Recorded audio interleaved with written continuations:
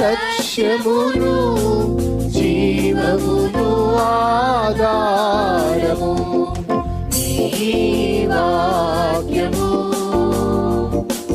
నా త్రోవకు.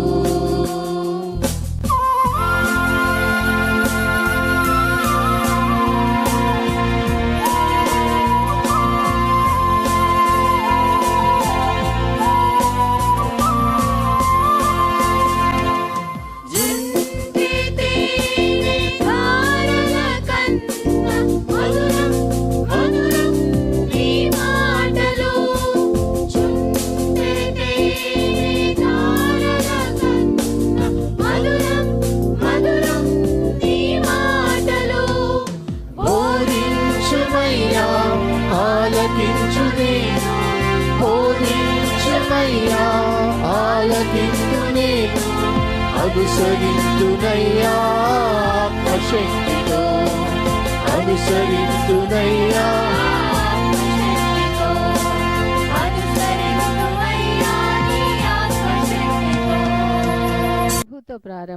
ప్రభుతో ప్రారంభం అనే ఆధ్యాత్మిక అనుదిన ప్రార్థనా కార్యక్రమానికి ప్రేమతో మిమ్మల్ని ఆహ్వానిస్తూ ఉన్నాం. మన జీవితానికి ఆదియు ఆధారమునైనటువంటి ఆ దేవుణ్ణి మొదట మరణించుకున్నట్లయితే ఆ దినమంతయు ఆయన కృపాక్షేమములే మన వెంట వచ్చును. మొదట అవేకునే లేవగానే మరి నీతిసూరుడైనటువంటి ఆయనని చూద్దాం, ఆయన మనలనైన స్వరాన్ని మనం విందాం. మన జీవిత కాలం అంతయు ఆయన ఆశీర్వాదములు దీవెనలు మన మీద కుమ్మరించును.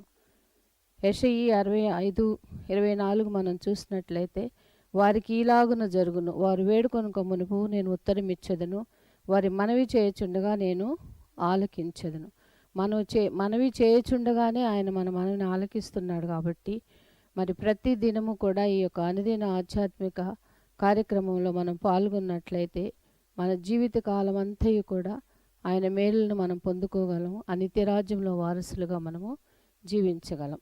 రండి, ప్రభుతో ప్రారంభం కార్యక్రమంలో పాల్గొనండి, ఆత్మీయ మేలులు పొందండి. దేవుడు మిమ్మల్ని దీవించును.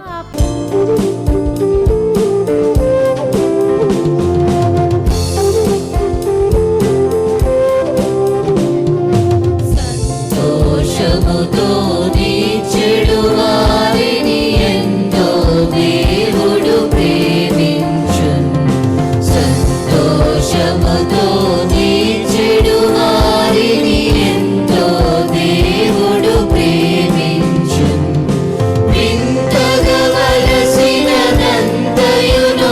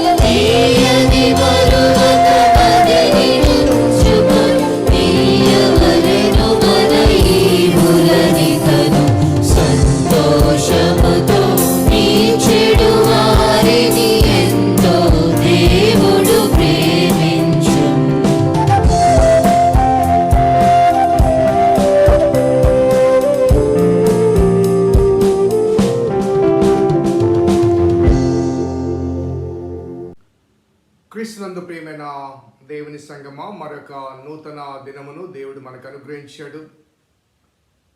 ప్రభుతో ప్రారంభం, అనుదిన ధ్యానం, ఆత్మకు క్షేమం.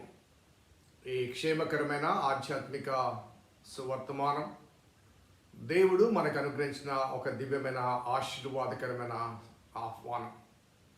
ప్రతిదినము వేకువనే లేవగానే దేవుని వాక్యాన్ని ధ్యానం చేయట మన ఆత్మకు క్షేమం, మన శరీర క్షేమానికి, ఆశీర్వాదానికి, ఆరోగ్యానికి, ఆనందానికి. మరి భౌతిక ఆహారం ఏ రీతిగా భుజిస్తామో ఆ రీతిగా ఆత్మకు సెలతీర్చబడటానికి ఆధ్యాత్మిక ఆహారం కూడా అవసరం. కాబట్టి రండి, అందరం కలిసి దేవుని సన్నిధిలో ప్రార్థన చేద్దాం, దేవుని వాక్యం ధ్యానం చేద్దాం, వాక్యపు వెలుగులో మన జీవితాలు సరిపోల్చుకొని సవరించుకుందాం.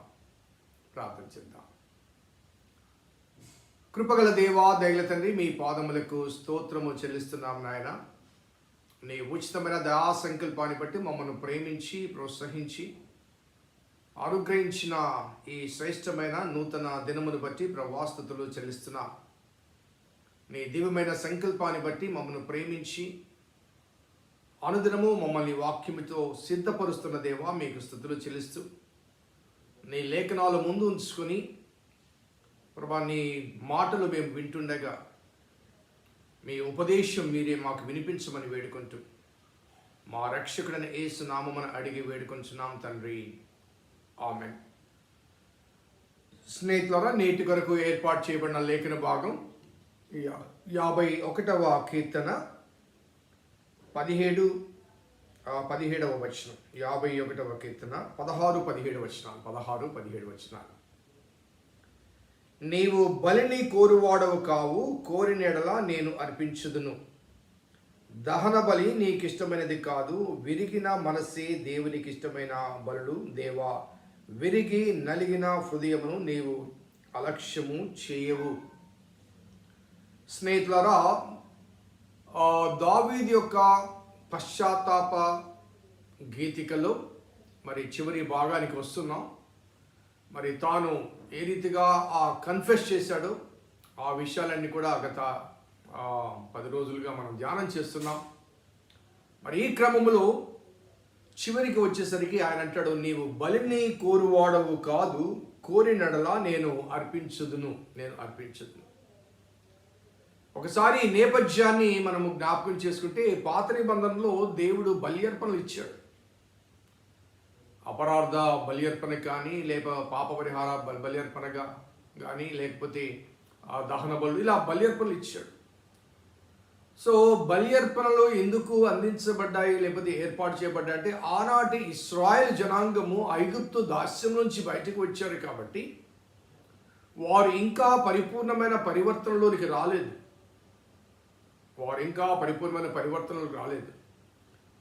వారు తప్పులు పొరపాట్లు చేసే స్వభావానికి ఎక్కువగా అవకాశమై ఉంది. ఎందుకంటే వారు భౌతికంగా ఐగుప్తుని విడిచారు, కానీ ఐగుప్తు వాళ్ళని విడిచిపెట్టలేదు. మరలా చెప్తున్నాను, ఐగుప్తును వారు విడిచారు, కానీ వారిని ఐగుప్తు విడవలేదు. అందుకే పదే మాకు ఐగుప్తుల్లో సమాధులు లేవా అంటారు, ఐగుప్తులో మాంసపు కుండలు దగ్గర అంటారు. అదే రీతిగా ఐగుప్తులో మేము చాలా సుఖంగా ఉన్నాం, ఇక్కడ చంపడానికి తీసుకొని వచ్చేవి, మేము మరలా ఐగుప్తు వెళ్తాం. ఇలా పదే వారు అనగా ప్రతి సమస్య కలిగిన ప్రతిసారి కూడా వారు ఐగుప్తు దాస్యాన్ని జ్ఞాపకం చేసుకున్నారు. ఆ దాస్యపు అనుభవాలే మేలు అనుకున్నారు. దేవుడు ఆ ఐగుప్తులోంచి, ఆ దాస్యంలోంచి విడిపించి ఒక స్వేచ్ఛ ప్రపంచంలోకి నడిపిస్తున్నప్పుడు మాకు అదే కావాలనుకున్నారు, మాకు అదే మేలు అనుకున్నారు. సో ఆ పాపదాస్యం మనలో కూడా చాలామంది ఆ పాత జీవితాన్ని వదిలిపెట్టి క్రీస్తును వెంబడించిన తర్వాత తప్పనిసరిగా కొన్ని సమస్యలు వస్తాయి. యేసుప్రభువు వారు స్వయంగా చెప్పారు, ఎవడైనా నన్ను వెంబడించకోని ఎడల తను తాను ఉపేక్షించుకొని ప్రతిదినము తన శిలువనెత్తుకొని నన్ను వెంబడించాలని. So Christianity is never a prosperity religion. ఒకవేళ ప్రాస్పరిటీ ఉంటే అది ఇక్కడ కాదు, అక్కడ. కాబట్టి ఇక్కడ శ్రమ అనుభవం గుండా మనం ప్రాణం చేయాలి, శ్రమను సహించాలి, భరించాలి కూడా. సో అటువంటి అనుభవాల మీద బయటకు వచ్చిన వారికి క్రమశిక్షణ కొరకు బలి అర్పణ ఇచ్చాడు. క్రమశిక్షణ కొరకు వారిలో తప్పు చేయకుండా, తప్పు చేస్తే ఈ అర్పణ చెల్లించాలి కాబట్టి వారు బానిసలుగా బయటకు వచ్చారు, లేమిలో ఉన్నారు. అర్పణ చెల్లించడం అనేది వారికి కష్టంతో కూడిన పని కాబట్టి వారికి ఆ ట్రెడిషన్ ఇవ్వడం జరిగింది. అనగా to control them from doing crime, తప్పు చేయకుండా, పాపం చేయకుండా. అపరాధ బలి అంటే అపరాధం చేస్తే ఈ బలి చెల్లించాలి కాబట్టి ఆ బలి చెల్లించకుండా ఉండాలంటే అపరాధం చేయకుండా ఉండాలి. ఈ పరంపర కొనసాగుతుంది. అదే పరంపరలో యేసుప్రభు వారు లోక పాపమును మోసుకొని పోయే దేవుని గొర్రెపిల్లగా వచ్చి ఫైనలైజ్ చేశాడు. ఆయనే తానే స్వయంగా బలి అర్పణ గావించబడ్డాడు. So that's story behind. So దావీదు ఈ మాట చెప్పడం, నీవు బలిని కోరువాడవు కావు, కోరినడలా నేను అర్పించుదును అనే మాట మరి ఈ సందర్భంలో చెప్పడానికి, అనగా అప్పటికి యేసుప్రభు వారు రావడం కానీ బలి అర్పణ కార్యక్రమాన్ని జరిగించడం కానీ జరగలేదు. కానీ దావీదు ఈ మాట చెప్పడానికి బహుశా అతనికి ముందు రాజుగా ఉన్నటువంటి సౌలు యొక్క బలి అర్పణ జ్ఞాపకం వచ్చింటుంది. ఒకసారి ఆ వాక్య భాగం చదువు. 1 సమూయేలు 15:22, 1 సమూయేలు గ్రంథము 15వ అధ్యాయము 22వ వచనాన్ని మనం జ్ఞాపకం చేసుకుంటే, అందుకు సమూయేలు తాను సెలవిచ్చిన ఆజ్ఞను ఒకడు గైకొనుట వలన యెహోవా సంతోషించున్నట్లు ఒకడు దహన బలులను అర్పించటం వలన ఆయన సంతోషించిన ఆలోచించవు. బలులు అర్పించడం కంటే ఆజ్ఞను గైకొనుటయు, పొట్టేళ్ల కొవ్వు అర్పించడం కంటే మాట వింటయు శ్రేష్టము. సో సౌలు జీవితంలో అతడు బలి అర్పణ కొరకు ప్రత్యేకించుకున్న ఆ వస్తు సామాగ్రి కానీ లేకపోతే ఆ పశు సంపద కానీ ఇవన్నీ మనం గమనిస్తే గాడ్ రిజెక్టెడ్ కదా, దేవుడు తృణీకరించాడు. నా మాట నువ్వు వినాలి అంటాడు. సో ప్రైమరీలీ దేవుని మాట వినడం అనేది చాలా ప్రాముఖ్యం. It is not our offering, it is our own self. మనమే సమర్పించబడాలి ఆయన మాట వినటానికి, మనమే సమర్పించబడాలి ఆయన అనుసరించటానికి, మనమే సమర్పించబడాలి ఆయన వెంబడించడానికి, మనమే సమర్పించబడాలి ఆయన రాజ్యంలో ప్రవేశించడానికి. మనకు బదులుగా అంటూ ఆల్టర్నేటివ్ లేదు. ఎందుకంటే యేసు ప్రభువు ఆల్రెడీ చేసి పెట్టాడు. He has done whatever we wanted to enter into his kingdom. మనం ఆయన రాజ్యంలో ప్రవేశించడానికి సమస్తము చేశాడు. సో ఆయన మాట వినాలి. వింటే ఏమవుతుందంటే వినటం వల్ల విశ్వాసం కలుగుతుంది. ఏం వినాలి? దేవుని మాట వినాలి. రోమపత్రికలో ఆయన పౌలు స్పష్టంగా చెప్తాడు, వినాలి. సో దావీదు అక్కడ దేవుని మాట వినలేదు, దేవుని ఆజ్ఞను తృణీకరించాడు. కాబట్టి ఆ మాట వినని నేపథ్యంలో దాని పర్యవసానం నుంచి రక్షించబడాలంటే ప్రాయశ్చిత్తము బలుల ద్వారా జరగదు. అందుకే నీవు బలిని కోరువాడవు కాదు, కోరిన ఎడల నీకు ఎంత కావాలంటే అంత ఇస్తాను. ఆ బలి అర్పణ ద్వారా నేను చేసిన పాపానికి పరిహారం నేను పొందలేను. సో ఈ వాస్తవాన్ని చాలా స్పష్టంగా తెలియచేస్తూ, విరిగిన మనస్సే దేవునికి ఇష్టమైంది, దహన బలి నీకు ఇష్టమైంది కాదు. తప్పు చేసి దానికి ఆ పరిహార బలి అర్పణ చెల్లించకుండా అసలు తప్పు చేయకుండా ఉండడం. ఒకవేళ తప్పు చేస్తే ఆ ట్రూ కన్ఫెషన్ అనేది అంతరంగములో పుట్టాలి. నేను గతంలో మనం ధ్యానం చేశాం కదండి, నాకు శుద్ధ హృదయం దయచేయి, స్థిరమైన మనస్సు నాకు దయచేయి అంటాడు. శుద్ధ హృదయం దయచేసి స్థిరమైన మనస్సు నాకు దయచేయి. ఆ స్థిరమైన మనస్సు కావాలంటే విరిగి నలిగిన హృదయం. ఇంకా మనకు కొన్ని రెఫరెన్సెస్ కావాల్సింది. 40వ కీర్తన చూద్దామండి ఒకసారి. 40వ కీర్తనలో 6వ వచనం, బలులనైనను నైవేద్యములను నీవు కోరటలేదు, నీవు నాకు చెవులు నిర్మించి ఉన్నావు, దహన బలులైనను పాప పరిహారార్థ బలులైనను నీవు తెమ్మనలేదు. సో నీవు బలును కోరలేదు, కానీ నువ్వేం చేసావు? నీవు నాకు చెవులు నిర్మించావు. ఆ రెండు స్టేట్మెంట్స్ మధ్యలో ఈ మాట ఒకసారి నేను మరలా చదువుతాను చూడండి. బలులనైనను నైవేద్యంనైనను నీవు కోరటలేదు 6వ వచనంలో. అలాగే 6వ వచనంలో చివరి స్టేట్మెంట్, దహన బలులైనను పాప పరిహారార్థ బలులైనను నీవు తెమ్మనలేదు, నీవు కోరలేదు, నీవు తెమ్మనలేదు, కానీ నీవు నాకు చెవులు నిర్మించావు. అంటే అర్థం ఏంటి? వినమంటున్నావు, నీ మాట వినమంటున్నావు, నీ మాట వినమంటావు. కాబట్టి బలుల కన్నా నాకెందుకు చెవులు నిర్మించావంటే నీ మాట వినాలి, నీ మాట వినాలి. నీ మాట వింటే విశ్వాసం, విశ్వాసం ద్వారా రక్షణ. ఆ విశ్వాస వ్యక్తీకరణ ద్వారా నీ కృప మా జీవితంలో నెరవేర్చబడుతుంది. ఆ కృప నేను పొందాలంటే విశ్వాసం కావాలి. విశ్వాసం కావాలంటే వినాలి. ఆ వినేది ఏంటంటే నీ మాట వినాలి, లోక మాటలు కాదు. దురద చెవులు గలవాలుగా లోకానుసారమైన లోకవార్తల గురించి సమయాన్ని కాలయాపన చేయడం కాదు. ఈనాడు ఎంత సమయాన్ని రాజకీయాల కొరకు కానీ లేకపోతే దుర్వార్తల గురించి కానీ వారి గురించి వీరి గురించి వారి గురించి మాట్లాడడానికి కాలయాపన చేస్తున్నాం. దేవుని గురించి అనడన్నా మాట్లాడమా? నీ పొరుగు వాడితో, పక్క వాడితో,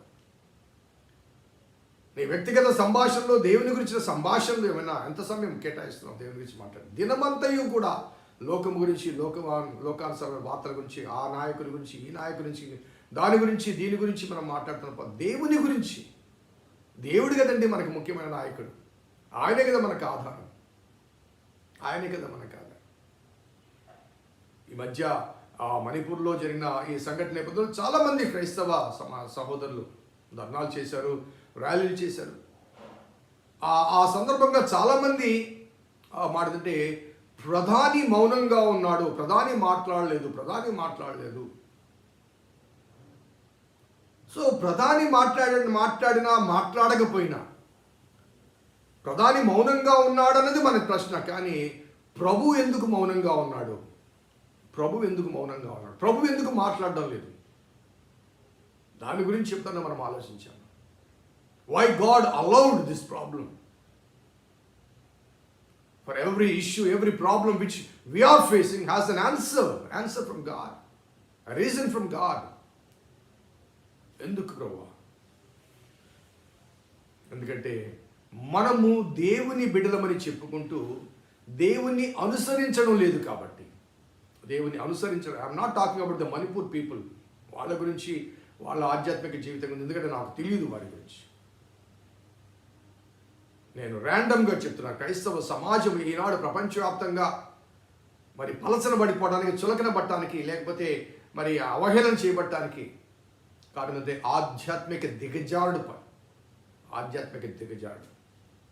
We are more traditionalized and we are more compromised with the contemporary issues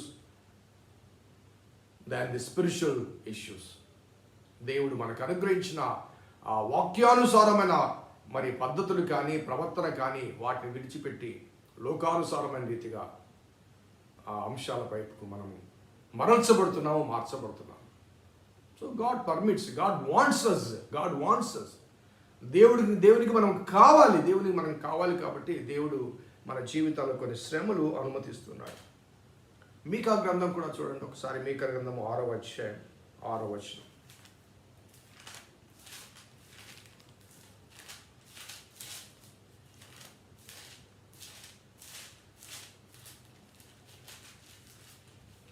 మీకా గ్రంథము 6వ అధ్యాయం 6వ వచనం. ఏమి తీసుకుని నేను యెహోవాను దర్శింతును, ఏమి తీసుకుని వచ్చి మహోన్నతన దేవుని దర్శింతును, నమస్కారము చేతును. దహనబలులు 7 దూడలు అర్పించి దర్శింతున్నా. 1000 కొలది పొట్టేళ్ళు, 1000 కొలది అదంత విస్తారమైన తేలము ఆయనకు సంతోషం కలుగచేయన.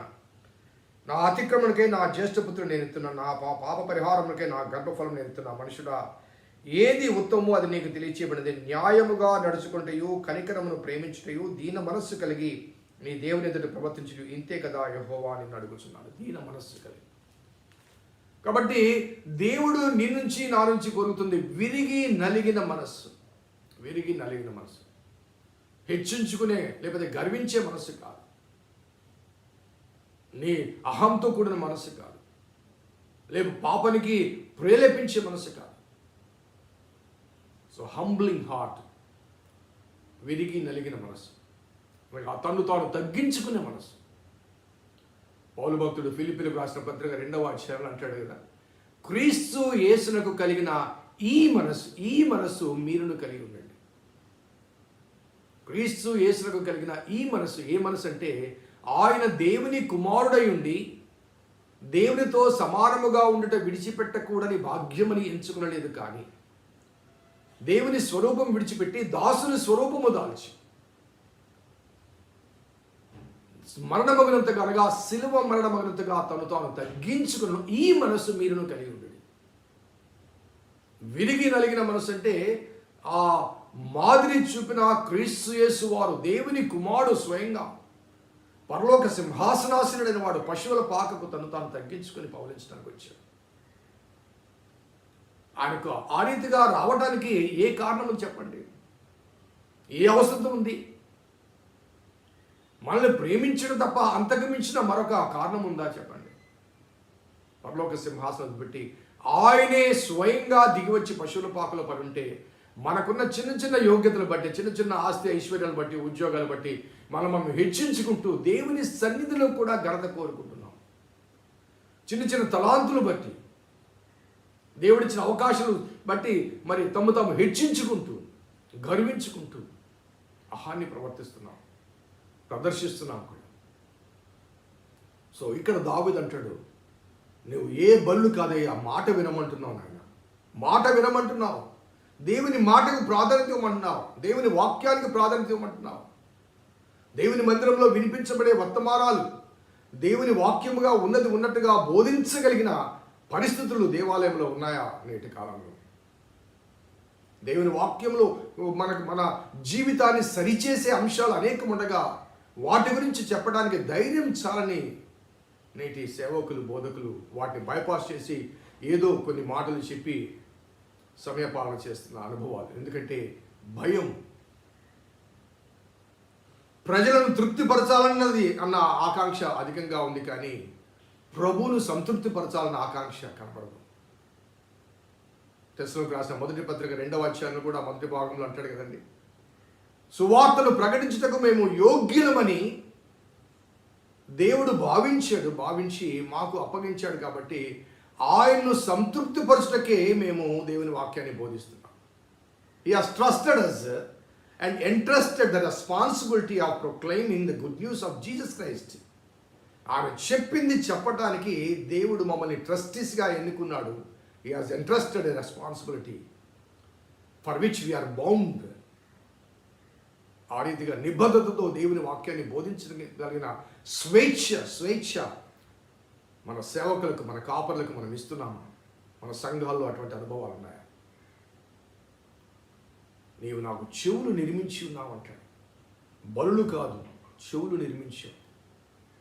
సో నీ మాట వినాలి.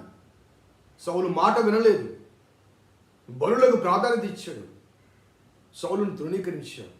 ప్రభువా, నాకు బుద్ధి వచ్చింది కాబట్టి బలిని కోరువాడవు కాదు, కోరితే ఎంతనైతే తెగలేవు, కానీ నీకు కావాల్సింది విరిగి నలిగిన మనస్సు.